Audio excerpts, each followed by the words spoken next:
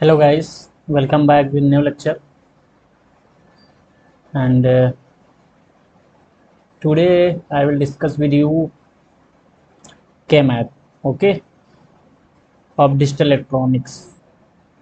तो हम लोग अब K-map पे काम करने जा रहे हैं।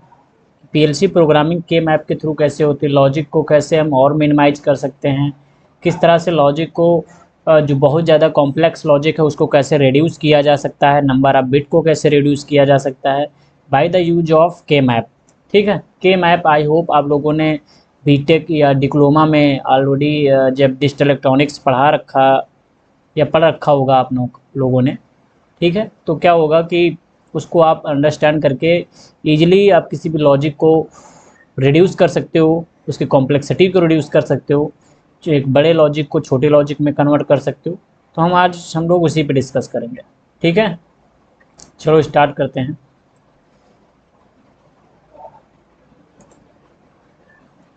तो सबसे पहले using K-map simplification to logic equation and reduce to memory storage in a PLC. Reason तो आपको समझ में आ गया, एक लाइन का जो ऊपर लिखा हुआ है कि using K-map simplification to logic equation and reduce to memory. Clear? तो आई होप आपको इसमें कोई प्रॉब्लम नहीं होगी। ठीक है, और पीछे के जो भी लेक्चर्स हैं, लॉजिक एक्सप्रेशन है, डिजिटल लॉजिक गेट्स हैं, वो सारे हम लोग डिस्कस कर चुके हैं और वायरिंग भी डिस्कस कर रखे। तो जो भी प्रीवियस लेक्चर है आप उन लोगों को अच्छे से पढ़ो, जिसके अकॉर्डिंग आपका सारा कॉन्सेप्ट जो है क्लियर हो पाएगा। ओके, तो K-map क्या होता है? K-map एक रोटेशनल होता है, इसकी प्रॉपर्टी होता है। कैसा K-map होता है? रोटेशनल K-map होता है, क्योंकि रोटेट करके भी हम लोग सारे लॉजिक एक्सप्रेशन को बना लेते हैं। ठीक है, तो 2 वेरिएबल, 3 वेरिएबल, 4 वेरिएबल और 5 वेरिएबल का होता है। तो 2 वेरिएबल क्या होता है? 3 variable input, 4 variable input, 5 variable input. ठीक है, जितने नंबर ऑफ वेरिएबल होंगे आपको उतना मालूम है कि नंबर ऑफ बिट उतना उसके इक्वल होंगे, और नंबर ऑफ स्विच भी उसी के इक्वल होते हैं। Number of variable equal to number of switch equal to number of, जब 2 की पावर n कर दोगे तो बिट आ जाएगा। ठीक है, तो ये सारी चीज़ें होती हैं। तो हम लोगों को किस तरह से लॉजिक एक्सप्रेशन बनाना है, क्या चीज़ें करना है, वो सारी चीज़ें। तो ये हमारे पास लॉजिक एक्सप्रेशन है। ए इक्वल टू बी, हम लोग सबसे पहले 2 वेरिएबल K-map को चूज कर रहे हैं। तो ए और बी हमने 2 इनपुट को चूज किया। ठीक है, 2 इनपुट में हाई किया 1, और अब K-map आप लिखना तो जानते होगे 0 1 2 3। ठीक है, इस तरह से लिखते हैं। 0 है तो ए बार, 1 है तो ए, ये हम लोगों ने पहले ही डिस्कस कर रखा है। ठीक है, 0 है तो बी बार, 1 है तो बी। अब यहाँ पे क्या करना है, मैंने 0 और 2 के एड्रेस पे मैंने क्या रखा है, 1 1 रखा है। देखो यहाँ पे 0 का एड्रेस है डेसिमल में, डी जहाँ लिखा है डी के नीचे 0, जहाँ मेरा कर्सर है 0, 0 है तो 0 पे एड्रेस पे क्या लिखा है 1, 2 है 2 के एड्रेस पे क्या लिखा है 1। तो क्या लिखा है मैंने, इस तरह से आप क्या कर सकते हो कि सारी वैल्यू को लिख के डायरेक्ट उसका एड्रेस डाल सकते हो डेसिमल नंबर पे, कि कौन सा आउटपुट डेसिमल पे हाई है उसको आप K-map में 1 लिखोगे। क्लियर? जब ये चीज़ आप लिखोगे तो आपका क्या हो जाए, लॉजिक एक्सप्रेशन बहुत ही फास्ट बनेगा और आपको रिड्यूस करने की नीड भी नहीं पड़ेगी।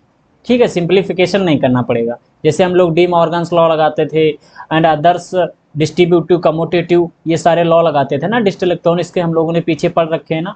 वो सारी चीज़ें नहीं करनी पड़ती हैं K-map में। तो आपको डायरेक्टली आंसर मिलता है कि आपकी फाइनल लॉजिक एक्सप्रेशन क्या आएगा, वो K-map के थ्रू आपको डायरेक्टली मिल जाता है। आपको सॉल्यूशन करने की कोई नीड नहीं होती है। ठीक है, तो कॉर्नऑफ मैप जो है ये हेल्प करता है किसी भी लॉजिक को रिड्यूस करने में। तो हम लोगों ने क्या किया, अब सबसे पहले यहाँ पे ऑक्ट चेक करते हैं, फिर क्वाड चेक करते हैं, कि पेयर चेक करते हैं। सबसे पहले इसमें तो ये तो ऑक्ट का है नहीं, ऑक्ट का मतलब 8 ब्लॉक होने चाहिए थी। ठीक है, और यहाँ पे तो क्वाड भी नहीं है, 4 बार 1 होना चाहिए था, 4 बार 1 कहीं हाई नहीं है, 2 ही बार केवल 1 हाई है, तो इसका मतलब पेयर बनेगा। तो पहले चेक क्या करेंगे, ऑक्ट फिर क्वाड फिर पेयर। तो बारी बारी से चेक करते हैं कि ऑक्ट बनना है ऑक्ट नहीं बनना है, मतलब कि 8 बार 1 लिखा होगा आपके जो भी आपने लॉजिक एक्सप्रेशन बना रखा होगा। ठीक है, तो उसके अकॉर्डिंग काम होता है। तो यहाँ पे हमारे पास पेयर बनना है, पेयर का एक पेयर बन गया 1 1 का। अब जब एक पेयर बन गया तो हम लोगों ने क्या किया, इसको अब जान लें कि पेयर बन जाएगा तो ए बार प्लस ए कैंसिल हो गया ऑलरेडी। ठीक है, तो मिला क्या, B bar, Y equal to B bar. तो इसका बी बार हो गया। आप सिलेक्शन ऑफ स्विच आता है, किस टाइप का होगा, बार लगा है तो एनसीपीबी स्विच लेना है। आप पीएलसी में एनसीपीबी स्विच देखोगे लगा है तो आप क्या डाल दोगे, बफर डाल दोगे। नहीं लगा होता तो इन्वर्टर डाल देते। समझ रहे हो? NOPB स्विच का यूज करके। तो यहाँ पे X0 हमारे पास है तो हमने NCPB स्विच डाल दिया। ठीक है, तो NCPB स्विच डालने पर क्या हुआ कि X0 क्रिएट हुआ और PLC में X0 लगा हुआ है तो NCPB स्विच है तो हमने बफर डाला और Y1 एड्रेस डाल दिया और स्टार्ट कर दिया। ठीक है, इसी चीज़ को हम लोग इम्प्लीमेंट भी कर सकते हैं। कहाँ पे, जो हमारे पास एक्सप्रेशन है मैं आपको दिखाता हूँ, मैं ओपन कर देता हूँ। तो हम लोग ISP सॉफ्ट पे चलते हैं सबसे पहले। तो ISP सॉफ्ट को ओपन कर लेते हैं, किस तरह से प्रोग्राम राइट डाउन करना है थोड़ी बहुत, और इंटरफेस आपको बता देता हूँ प्रोग्राम का। ठीक है, क्योंकि मैंने पीछे वाले लेक्चर में आपको ISP सॉफ्ट पे नहीं बताया था, उसके नेक्स्ट लेक्चर में बताया हुआ था, बट जो भी चीज़ें इसमें रह जाएंगी वो सारी चीज़ें मैं डिस्कस कर दूँगा। ठीक है, तो यहाँ पे आके आप न्यू कर लो, इसको ओके कर लो। ठीक है, PLC टाइप ऐसे ही रहना चाहिए। ठीक है, तो यहाँ पे आप प्रोग्राम बनाओगे नया। ठीक है, तो यहाँ पे राइट क्लिक करो, राइट क्लिक करने के बाद ये आ जाएगा PCU, इसको ओके कर लेना डायरेक्टली आपको जस्ट ऐसे ही। ठीक, अब यहाँ पे मेरे पास जो प्रोग्राम है वहाँ पे मैं देख पा रहा हूँ। ठीक है, ये मेरे पास प्रोग्राम है कि X0 हमारे पास है। आपको एक नई चीज़ बताता हूँ यहाँ पे मैं, डिवाइस मॉनिटर। डिवाइस मॉनिटर का मतलब जो हमारा डिवाइस है वो रियल टाइम डाटा को मॉनिटर करने के लिए यूज होता है। ठीक है, तो हम लोग यहाँ से क्या करते हैं, बनाते हैं यहाँ से राइट क्लिक करके न्यू लेते हैं, डिवाइस मॉनिटर पे क्लिक करते हैं और ओके करते हैं। ठीक है, तो एक मॉनिटर टेबल बन के तैयार हो जाएगी हमारे सामने। क्या तैयार हो जाएगा, मॉनिटर टेबल। तो मैं इसको बड़ा कर लेता हूँ थोड़ा, तो ये हमारे पास मॉनिटर टेबल बन के आ गई। क्या आ गई, अब इस पर मैं क्लिक करूँगा। ठीक है, जैसे ही लेफ्ट क्लिक करूँगा 2 बार तो इसमें ये आइकन खुल के आएगा। इस एरिया पे आपको डबल टैप करना है। ठीक, जैसे देखो, एक मैं इस पर एक बार टैप किया, 2 बार टैप किया, तो इस एरिया पे आपको 2 बार टैप करना है। टैप करने के बाद आप यहाँ पे आपको डालना पड़ेगा कि जिस भी एड्रेस को डाल दोगे, जैसे कि मैंने X0 डाल दिया। ठीक है, X0 डाल के एंटर कर दिया तो वो एड्रेस उठा लेगा। ठीक है, अब X0 हाई है कि लो है यही बताएगा तुमको डिवाइस मॉनिटर टेबल। ठीक है, उसके बाद मैंने एक Y0 डाल दिया, यहाँ पे Y0 कर दिया और एंटर कर दिया, तो यहाँ पे Y0 आ गया। अब Y0 बंद है या कह सकते हो कि चल रहा हुआ है, जिस जिस तरह भी होगा वो यहाँ पे हमको दिखाएगा, इसका रियल टाइम स्टेटस दिखाएगा कि बंद है या Y0 ऑन है या ऑफ है। क्लियर, ठीक है। अब हम लोग चलते हैं, डिवाइस मॉनिटर टेबल बना दिए, अब इसको मिनिमाइज कर लेते हैं यहाँ से आके। ठीक है, मिनिमाइज कर दिए। मिनिमाइज करने के बाद ये यहाँ पे आ जाता है।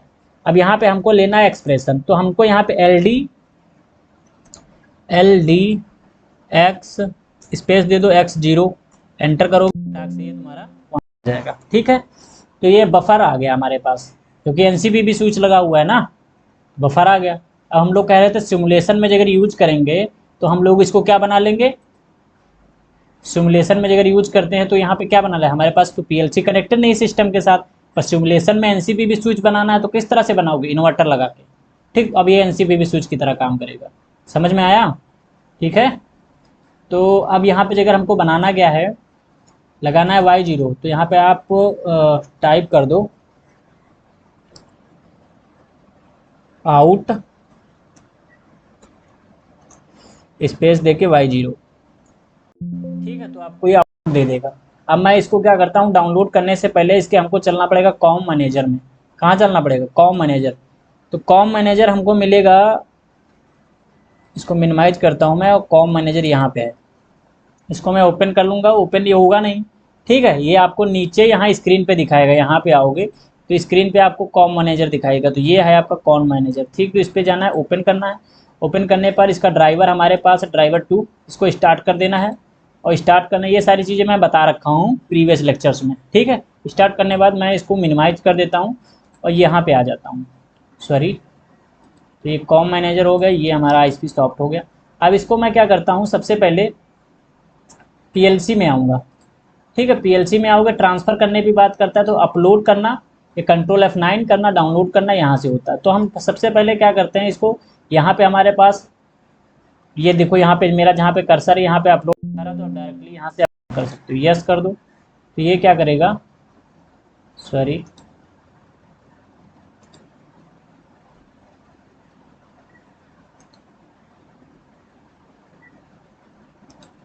सॉरी, ये शायद न्यू टेबल बनाने की बात कर रहा हूँ। चलो कोई नहीं, हम लोग कर लेते हैं फिर से, न्यू क्लिक करके फिर 0 करके ओके कर लेते हैं, नया बना लेंगे, कोई दिक्कत नहीं। LDI टिक करना है यहाँ पे, तो हमारे पास क्या आ जाएगा, X0 का इन्वर्टर आ जाएगा। एंटर कर दो LDI, आउट, आउट आ जाना चाहिए यहीं से, ठीक है, आउट, आउट लेना है Y0, तो एंटर कर दो, Y0 आ जाएगा। अब यहाँ पे हम लोगों को क्या करना है, अपलोड होता है, डाउनलोड होता है, ठीक है, डाउनलोड पे क्लिक करना चाहिए था, अपलोड पे नहीं, क्योंकि जो भी डाटा होगा अपलोड करने को मांगता है, तो PLC से डाटा हमको जब लेना होता है तो अपलोड करने की नीड होती है, ठीक है। तो ये हुआ ट्रांसफ़र, अगैन ट्रांसफ़र कर दिया मैंने, एक ही बार आपको ट्रांसफ़र करना है, क्लोज कर देना है। उसके बाद ये जो आपको दिख रहा है ना, रन, रन कमांड, PLC के जस्ट नीचे जो एरो है, 1 फिंगर दिखा रहा है आपको, तो ये आपको इस पर रन यस पे क्लिक कर देना है। उसके बाद आपको ऑनलाइन आ जाना है, जैसे ही ऑनलाइन आओगे आउटपुट आपका हाई हो जाएगा। क्यों आउटपुट हाई हो जाना चाहिए, क्योंकि NCPV स्विच अगर लगा होगा तो किस तरह से काम कर रहा होगा, जब भी NCPV स्विच हमारा लगा होगा PLC में, तो डायरेक्टली सप्लाई पास कर रहा होगा, तो ये आउटपुट ऑलरेडी पहले से क्या होगा, हाई होगा, ठीक है। अब इसको मैं प्रेस कर दूंगा, लेफ्ट क्लिक करके क्या कर दूंगा, यहाँ से ऑन कर दूंगा, तो ये क्या हो जाएगा, ऑफ हो जाएगा, कह रहा कम्युनिकेशन एरर आ रहा है।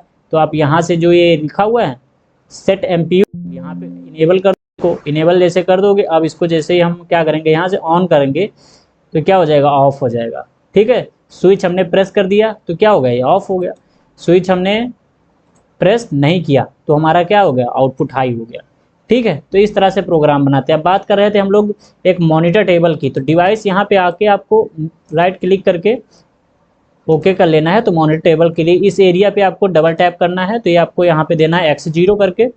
इसका मतलब क्या होता है आप देख लो, धीरे धीरे सारी चीज़ें आपको समझ में आ जाएगा। X0 दोबारा मुझे फिर से टैप करना, डबल टैप, ठीक है। डबल टैप जैसे करेंगे मुझे यहाँ पे Y0, मैंने ऑलरेडी बता रखा है ये स्टेटस को दिखाता है, यहाँ पे हमको दिखा रहा है कि Y0 अभी ऑन है, क्लियर। देखो यहाँ पे ये चीज़, यहाँ पे देखो ये Y0 क्या है, अभी ऑन है, ठीक है। बट X0 क्या है, X0 नहीं ऑन है अभी। X0 को मैं ऑन करता हूँ, जैसे ही ये जैसे मैं ऑन करूँगा तो देखो यहाँ पे क्या होगा, X0 ऑन हो गया बट आउटपुट ऑफ हो गया। और ये तो होता ही है कि अगर NCPV स्विच को अगर आप प्रेस कर दोगे तो आउटपुट ऑफ हो जाएगा, ठीक है। तो आउटपुट ऑफ हो गया यहाँ पे, तो ये हमको यहाँ पे दिखाता है कि कौन हाई है कौन सा लो है, ये आउटपुट टेबल हमको यहाँ पे बताती है, ठीक है। उसके बाद हम लोगों को जब डिस्कस करना होता है तो हम लोग यहाँ पे आते हैं कि एक मेन टेबल, एक डिवाइस कमेंट पे हम लोग जब आते हैं, तो जैसे कि मुझे X0 को नाम देना है, जैसे X0 पे हमको कमेंट डालना है कि X0 है क्या आखिर। जैसे मैंने क्या किया, X0 हमारी स्टार्ट बटन है, स्टार्ट, ठीक है। तो X0 स्टार्ट बटन है, और Y0 जो है वो हमारा क्या है, वो हमारे पास एक मोटर है, तो आप नाम भी डाल सकते हो, ठीक है। ऐसे ही timer, counter, data register and other, बहुत सारे PID कंट्रोलर के लिए इंस्ट्रक्शन होते हैं बहुत सारे, ठीक है। और मेमोरी बिट भी होती है, सेट बिट होती है, काफ़ी बिट होती है, जो सब पे हमको काम करना होता है। अब इसको क्या करना है आपको, अब ये चीज़ आपको हमको यहाँ दिखाई देगी, ठीक है।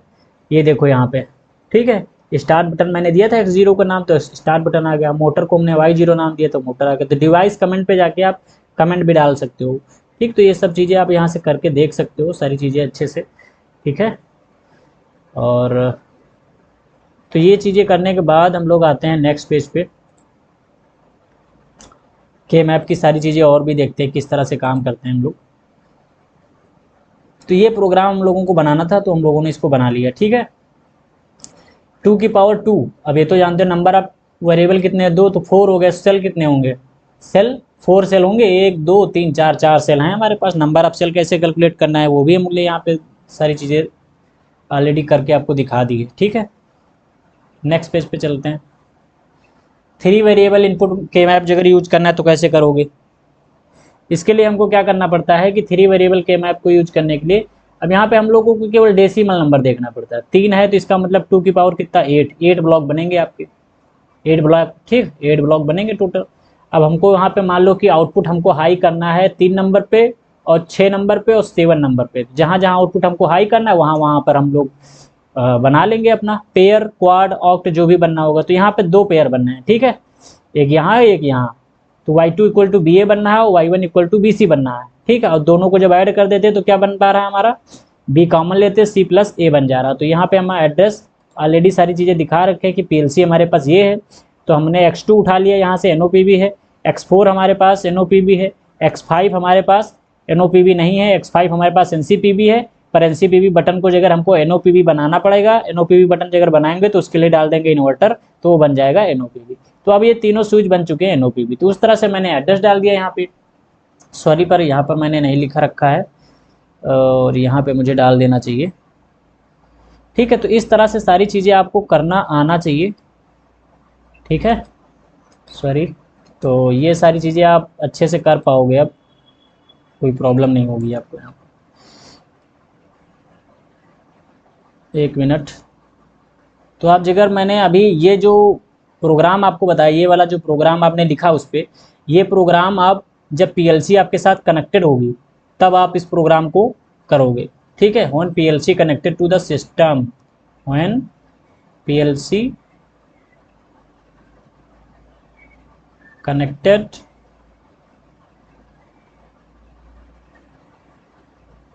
टू सिस्टम, ठीक, सिस्टम से जब पीएलसी कनेक्ट होगी तो ये प्रोग्राम, अदरवाइज आपको व्हेन नो पीएलसी, तो आपको कैसा प्रोग्राम बनाना है, इस तरह का प्रोग्राम बनाओगे तब आप, ठीक है। और आउटपुट कोई भी डाल दोगे y1, तब ये प्रोग्राम आपका चलेगा, ठीक। सिमुलेशन पे, ये किस पे चलेगा, सिमुलेशन पे चलेगा,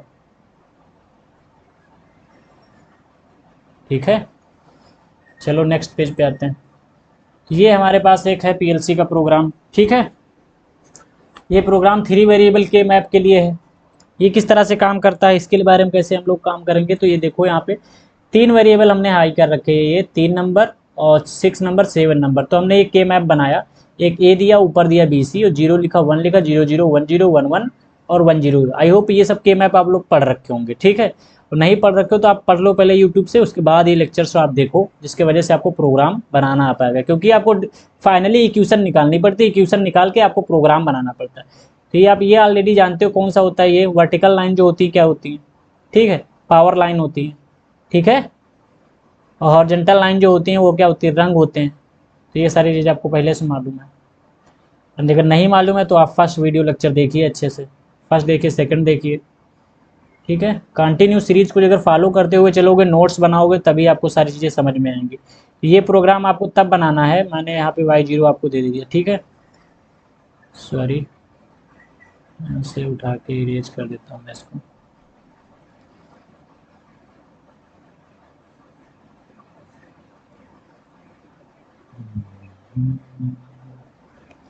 तो ये हमारे पास आउटपुट आ जाए, पीएलसी आ जाती है और पीएलसी के बाद यहाँ पे हमको पेन उठा के y0 लगा देना चाहिए। चलो ठीक है, ठीक है। तो ये हमको ये नेगेटिव रंग होता है हमारे सॉफ्टवेयर के इनसाइड में।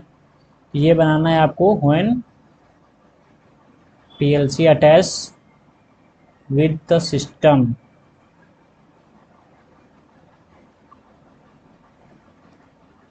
और ये प्रोग्राम आपको तब बनाना है जब आप सिमुलेशन पे काम कर रहे हो, ठीक है। सिमुलेशन पे काम करोगे तभी आप ये प्रोग्राम बना पाओगे, तभी प्रोग्राम बेहतरीन रूप से काम करेगा, ठीक है। ये आपको प्रोग्राम तब बनाना है जब आपके पास सिस्टम में पीएलसी लगी हो तब, ठीक है। क्योंकि एनसीपीवी स्विच का खेल होता है थोड़ा, कि एनसीपीवी स्विच आपको बनाना है तो उसके लिए इन्वर्टर डालना पड़ता है, एनओपीवी स्विच बनाना है तो आपको एनओपीवी स्विच के लिए बफर डालना पड़ता है, ठीक है। तो इस तरह से आपको सारी चीज़ें करनी पड़ती हैं। नेक्स्ट पेज पे हम लोग जब आते हैं तो यहाँ पर भी हमारे पास बहुत सारी चीज़ें, जो मान लो कि 4 वेरिएबल के लिए होता है, ABCD, ठीक है। ABCD इतना होता है कि हमको किस तरह से अब काम करना है, वो सारी चीज़ें देखना पड़ेगा। तो मान लो हमने के मैप दे दिया आपको, ट्रुथ टेबल दे दिया, तो ट्रुथ टेबल पर 3 4 5 6 7 और 11 और 15, तो हम लोग जानेंगे कितना 16 बिट बनेगा टोटल 4 के लिए, 2 की पावर 4, तो 16 बिट बनेगा। 16 बिट बनेगा तो 16 बिट के लिए हमको के मैप जहाँ जहाँ पे हाई है उस डेसिमल में हमको 1 बना देना है, 1 1 जहाँ बना देना है वहाँ पे पेयर बना लेना है। अब यहाँ पे देखो 2 ऑक्ट बनने हैं, ये एक क्वाड बन गया, ये एक क्वाड बन गया, सॉरी ऑक्ट नहीं क्वाड बनना, 2 यहाँ पे क्वाड बनने हैं y1 और y2। ठीक है, तो ये y1 y2 a bar b आ जाएगा और तुम्हारा ये c और d आ जाएगा। इसको ऐड करके फाइनली आपको इक्वेशन निकाल लेना है।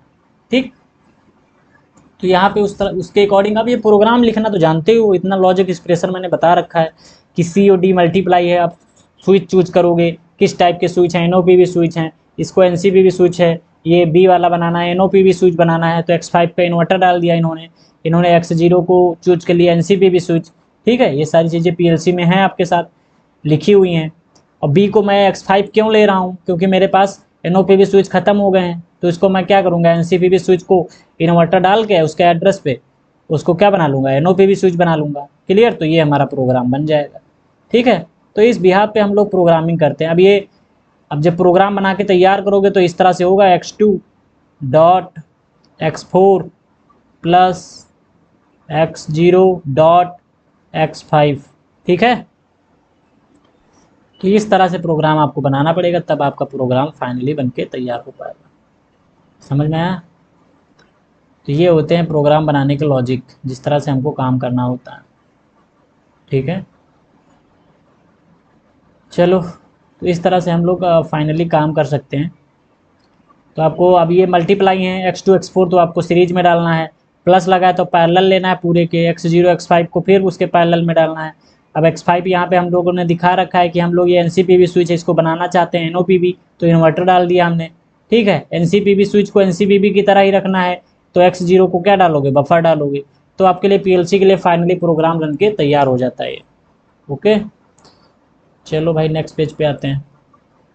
ये प्रोग्राम है, इस प्रोग्राम पे आपको देखना क्या है कि ओनली यूज फॉर 0 to 9। अब यहाँ पे देखो, मैंने ये प्रोग्राम पहले लेक्चर में मैंने इंट्रोड्यूस किया था, आप लोगों ने शायद पढ़ा या नहीं पढ़ा ये तो नहीं मालूम मुझे, बट मैंने यहाँ पे बताया था कि BCD to Gray, Gray to BCD, BCD to excess 3 to BCD।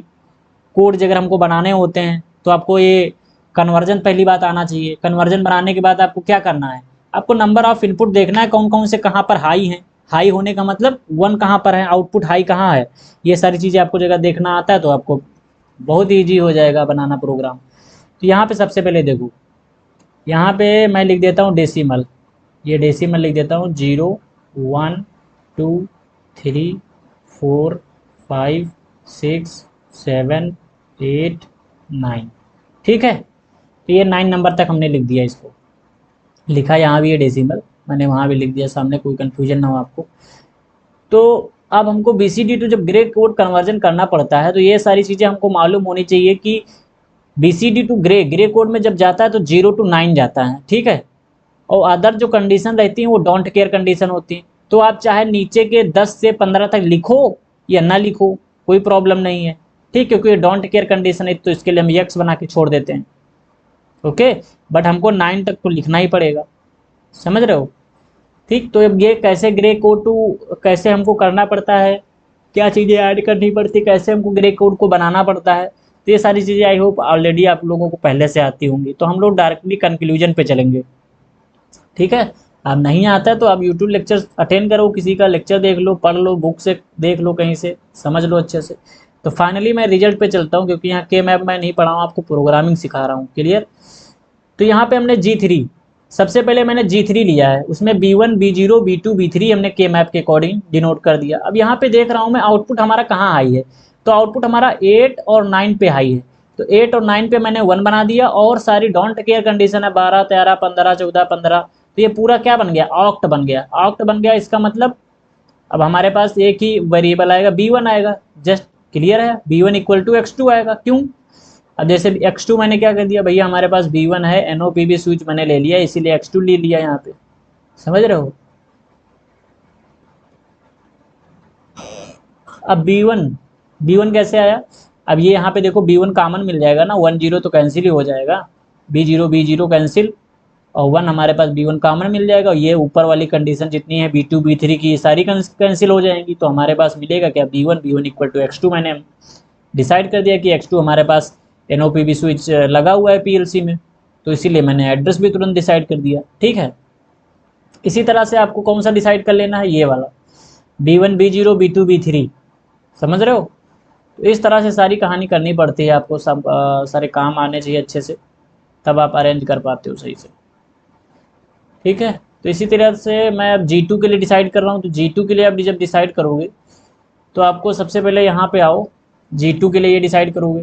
तो B1 B0 में आप देख पा रहे हो G2 के लिए कहाँ कहाँ पे 1 हाई है, 1 1 1 1 1 1, मतलब 4 से लेकर 9 तक वैल्यू हाई है, ठीक है। तो इसमें भी ऑक्ट बन जाएंगे हमारे, 2 ऑक्ट बन जाएंगे, 2 ऑक्ट बन जाएंगे। तो B1 plus B0 equal to X4, ठीक है। तो इस तरह से हमको आउटपुट को क्या करना पड़ता है, आउटपुट की वैल्यू जो होती है हाई करना पड़ता है, जो भी आउटपुट हमारे पास लगे होते हैं, ठीक है। और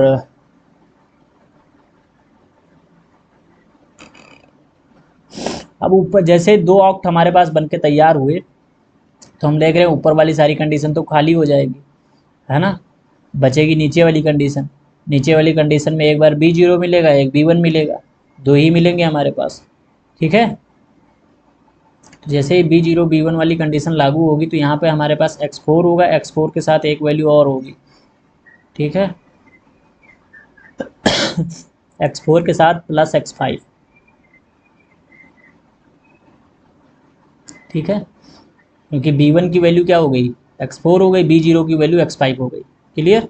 तो 2 आउटपुट मैंने डिसाइड कर दिए यहाँ से, NOPV NCPV देख के। अब यहाँ पे हमारा आता है और उसके बाद आता है G1। G1 हमारे पास यहाँ पे है, Y1 इक्वल टू मैंने G1 डिसाइड कर रखा है B2 plus B0 B0 plus X2, ठीक है।